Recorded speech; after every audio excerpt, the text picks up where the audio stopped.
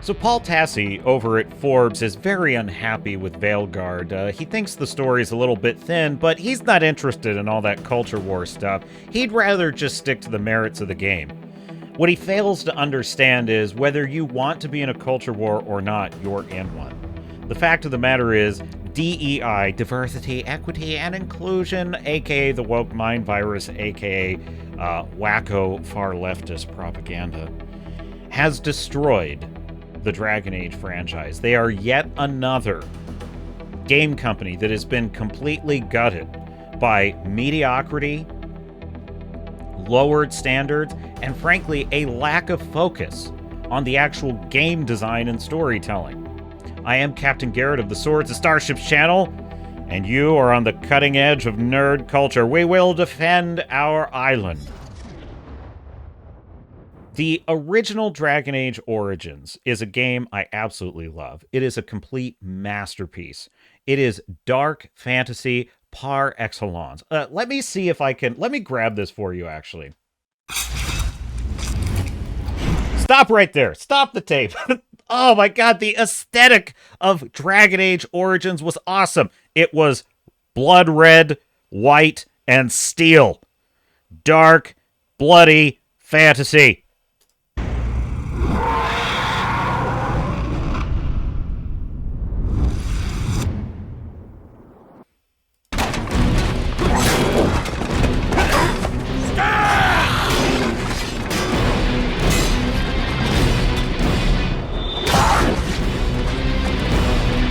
And it was bloody, mature. Kill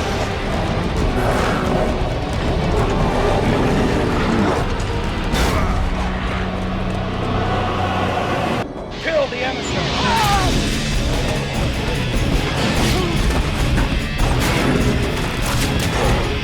And the babes were hot and feminine. Yes. The righteous stand before the darkness, and the Maker shall guide their hand.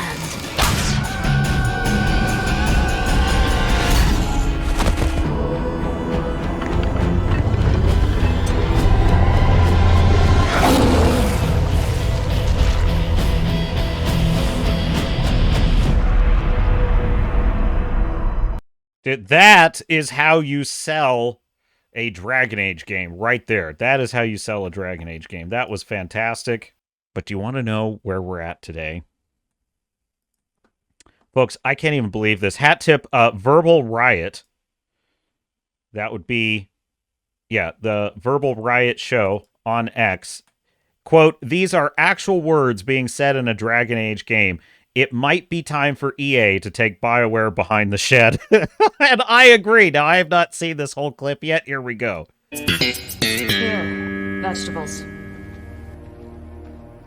Thank you.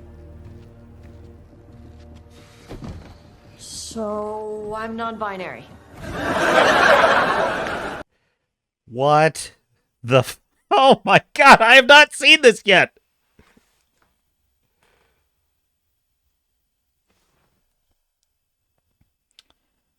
Okay, let me explain my number one objection to this right off the top.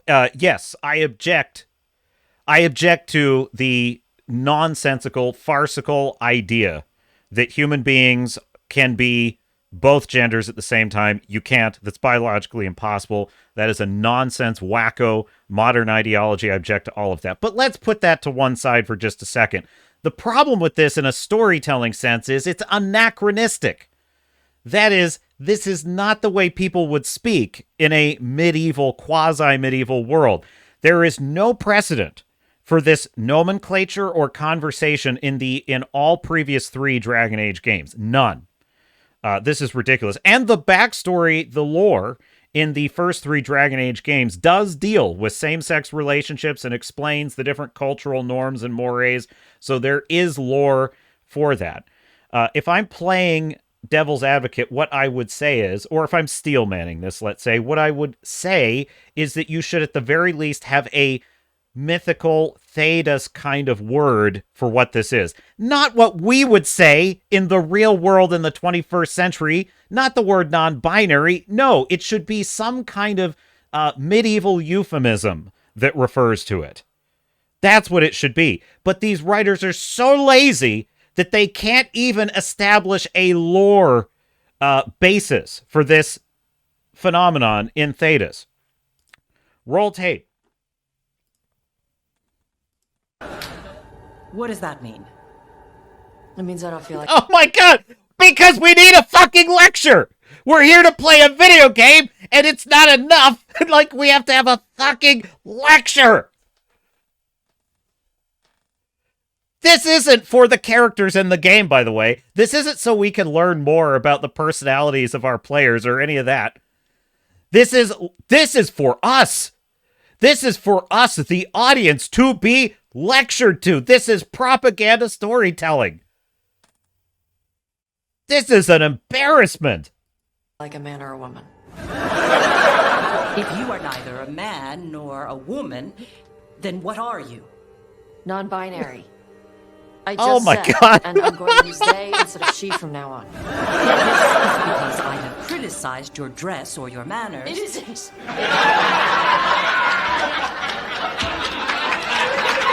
Under the Q, the term for one whose gender does not match the one given to them at birth was a cunithlock. Perhaps you are like that. Why do you have to keep picking at it? Why can't you just be happy for me? Evitash, chakra to ebra. Who I am? Even if I don't feel like I fit, even if I feel wrong? No, you misunderstood.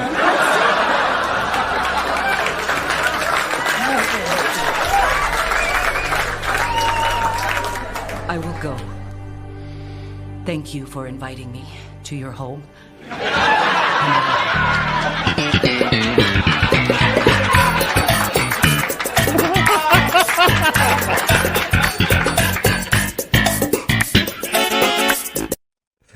That was fantastic. Oh, how about this one? But first, this video is sponsored by the High Seas action-adventure novel Blood and Oak by me, Captain Garrett. Here's the story. When his sister is kidnapped and sold into slavery by the Barbary Pirates, a daring young Navy officer embarks on a suicidal quest for rescue and revenge. This is a story of bloody naval warfare, set during the age of fighting sail, with ruthless rogues, smugglers, cutthroats, and pirates, with deadly sword fights, and tall ships slugging it out with cannons. Available now in Kindle, print, and audiobook. Go to www.bloodanoak.com. And when you get there, there's a free special gift waiting for you from me. Get your copy now. The link is in the description. And now, back to the video. This is from Dragon Age the Veilguard. She's still holding the ruby in her other hand. Maker's panties. I was so proud. Now, let me set this up a little bit. The character that's speaking is Isabella the Pirate. She literally is a character that dates back to the first Dragon Age Origins. In the second game, she was a playable companion character and a romance option, and super hot, and definitely an awesome character.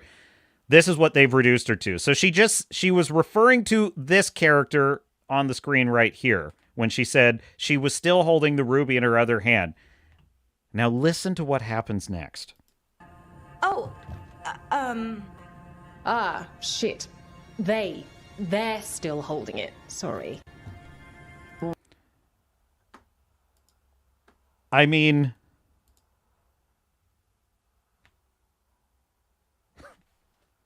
my God, I cannot believe this. This would be like the equivalent of a character in Game of Thrones doing this. This exact scene in Game of Thrones would be ridiculous. You know what the word for this is? Anachronistic. Belonging to a period other than that being portrayed. There is no precedent for a conversation like this in any of the previous games. None. What are you doing? Pulling a barb. Oh. Okay. A barb? Tradition in the Lords of Fortune from one of our old members, Barv. Good guy, but like most of us, his plans went sideways a lot. Bad blood among your crews, not good for morale, but there's not always time for big drawn-out apologies. So when one of us screws up and we know we've screwed up, we do a quick 10 to put it right. Pulling a Barv. Oh, there we go. She literally does push-ups as an apology punishment for misgendering a they-them character. and what's funny about that is, but leave that nonsense aside, she's saying that as a pirate captain among her pirate crew, when you did something bad and you had to apologize, well, there just wasn't time for apologies, so you would pull a barb and you would do push-ups because that saves time. What? Literally, what? When I say these are stupid people that eat glue, I mean, that's not a thing. The people writing this, that's not a thing. I'm glad the Lords of Fortune have Tarsh's back. Oh, Tarsh isn't the first non-binary member of the Lords. What? They don't even invent, like, a world-appropriate name for what they're talking... You know, they don't... Again, my issue is, above all... I mean, yes. There's no such thing as non-binary. It is a wacko, insane, quasi-psychosexual Marxist ideology. It's nonsense. There's no precedent for it in human civilization whatsoever. But let's leave that to one side. This is anachronistic for the setting of Dragon Age. It is a dark fantasy medieval world. Why couldn't you just invent a name for what she is? And this is so fucking stupid. This is so fucking stupid! Really? It was a little before your time, but Horlicks was one of ours. Huh. Bastard looked better than I did in a dress or pants. And out of them, too. God, why does her face look like dead? It looks dead.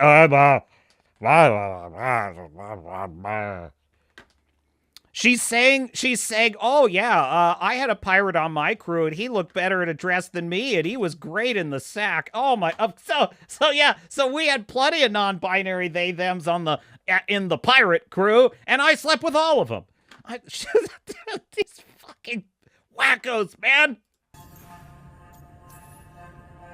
Any reason you can't just apologize? Sometimes people say, oops, sorry, and hope that fixes it. But they just want to get the whole thing over with. Trust me, I know.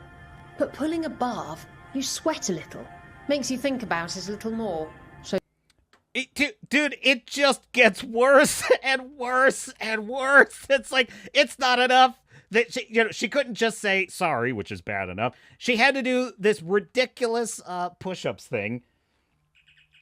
So that doesn't end it. And then it's that, well, the problem is saying sorry doesn't necessarily mean you're sorry enough. You have to sweat. It's a full-blown Maoist struggle session in the middle of the fucking Dragon Age game. Who's the other person, you mean it. What if they mean it when they say they're sorry, though? And that's the other reason. It's not good enough. No, you're not sorry enough. You have to grovel. You have to bend the knee, slave. This is how slaves are made. Some people mess up and get all dramatic. They make it about them. Oh, I didn't mean it right. I'd never do that on purpose. They feel so bad about it that it's on everyone else to smooth it over and make them feel better. Oh, okay. Yes, some people might do that. Pulling a barb puts it on the person who screwed up. They made the mess, they fix it, done. Said no one ever. That's not a thing. Like that she's describing the culture on her freaking pirate ship. That's a thought. Dude, they literally inserted a pronoun struggle session into this game. BioWare, I am sorry to tell you, chat, I was right. My dear sailors and starnauts. If you agree that I was right, hit like and subscribe. BioWare is dead. They have been infested with woke activists. Literally, this isn't an exaggeration. Literally, as long as they're paying attention to the pronouns and the they-thems, and all of the wild, like same-sex romance options and uglifying all of the chicks. As long as they're focused on that, they're gonna get praise from IGN. The shill media is gonna prop them up. And no matter how much any other mechanic of the game, the writing, the acting, the dialogue, the set design, the costumes, the aesthetics, the mechanics, the actual action, the animation of the gameplay, literally the actual tactics and strategy, literally all of that can be absolute trash. But as long as we have a fucking pronoun apology tour, everything's fine. It's institutionalized mediocrity. Written by stupid people who eat glue. And it makes me sick. And that's not even the worst of it. Wait till you see this, my dear sailors and starnauts. Hat tip as over at heel versus babyface. All seen. But he, him, she, her, and they, them, and then your gender is man, woman, non-binary. Love that. Love the inclusivity. Top surgery scars are also included in this for all of our trans and non-binary rooks out there. I absolutely was blown away by this. It's beautiful to see the inclusion in the game and to see yourself represented. Top surgery scars, ladies and gentlemen. In a fantasy world in which magic exists, we are talking about cosmetic surgery scars of the 21st century. Anachronistic doesn't even begin to cover it. Aside from this entire self-mutilation cult being nauseating and sick, this makes no sense in a dark fantasy world. Oh, but there's top surgery scars. It's going to be a great game. How many times must we go through this exercise? How many of these games have to fail? There's something you should know about me. I have a massive car. I don't want to blow your ego up. I think you're fucking mental. I'm more interested in what this has to do with us addressing the cabinet. I don't give a man, I was about your pronouns or who you identify as. Just give me my space money and my space experience. I just wanted you to be forewarned. Whatever you say, buddy. Pal, chum. No telling how long the cabinet's going to keep us waiting out here. I don't have any questions. No. Yeah, I guess it's don't care. The part where he burns is the greatest thing I've ever seen. You have this headline from Paul Tassi over at Forbes. The main thing Dragon Age the Veilguard gets wrong. And I won't bore you with the whole article, but it basically goes something like this. Quote, I have one major problem with Dragon Age the Veilguard, and no, it has nothing to do with the endless culture wars surrounding the game. Ew, gross. Rather, I think they played it way too safe with the tone. This is a game with close to zero edge to it. A lack of conflict, a lack of truly tough choices, and a lack of letting your rook be anything close to ruthless, if not actually sort of evil. Which is of course possible in many RPGs, and past Dragon Age games allowed for more gray areas than what we see here. Close quote. So there's Paul Tassi basically saying, oh, I'm not involved in the culture wars, but gee, why does this game feel so safe with no edge to it? This from what was originally a dark fantasy story. Because, Paul, the culture wars are precisely why the game is so shit. Because they have invited the woke activist class into the room. And they have hired nothing but additional activists and mediocre people who believe in a worldview which will not tolerate anyone being offended. In order to tell a gritty, dark story with edgy choices, you have to be willing to offend people.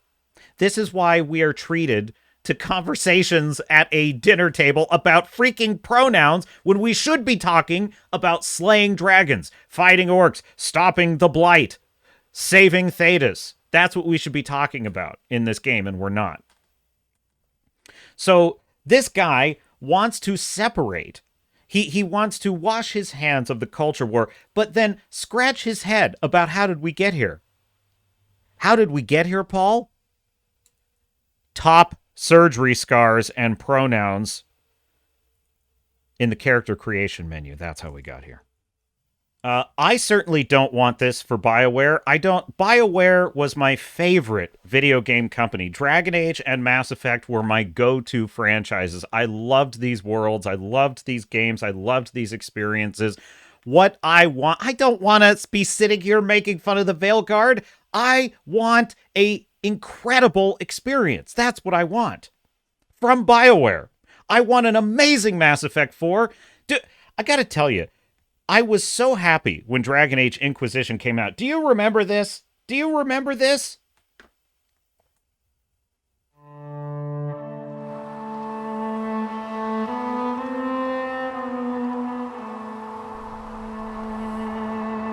High fantasy, dark fantasy.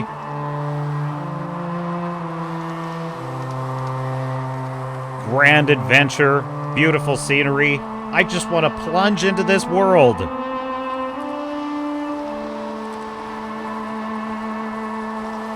But even better than that.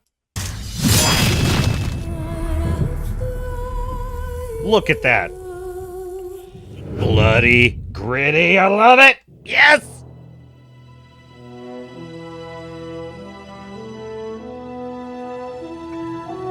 That's the real Dragon Age right there. I do not want to be memeing on top surgery scars in a fantasy video game. What I want is Dragon Age back. So whether you want to be part of a culture war or not, and certainly I don't, you're in one. And since we are in one, you have a choice. You can either sit out and let the chips fall where they may, or you can pick a side and you can fight. Fight to defend your IPs. Because, folks, if you think Mass Effect isn't next, you got another thing coming. Let me show you this. I knew this was coming. I knew this was coming someday, and the day has finally arrived. My dear sailors and starnauts, from That Park Place, Amazon developing a Mass Effect TV series from the Fast and the Furious saga writer. I'm going to be doing another video on this soon. But this should be the alarm. They're coming for Mass Effect. Oh, the woke wackos, they have had their eyes on Mass Effect for a long time. They will do to this franchise exactly what they have done to Star Wars, what they have done to Star Trek, what they have done to Doctor Who, what they want to do to Warhammer, Dungeons and Dragons, any space opera you're a fan of, any fantasy world you're a fan of. Don't be like Paul Tassi, scratching your head and wondering how we got here. I'm warning you, this is how we're gonna get there, but, you are the audience, you are the customers, you have the choice of what to spend your money on. Spread the word, vote with your wallets. Maybe we can't save Dragon Age. Maybe we can't even save Mass Effect. You can be damn well sure we'll avenge it. I am Captain Garrett of the Swords and Starships channel, and if you agree that Dragon Age the Veilguard is a pile of trash and BioWare is dead, but we'll damn sure avenge it, then hit like and subscribe, and I will see you out there.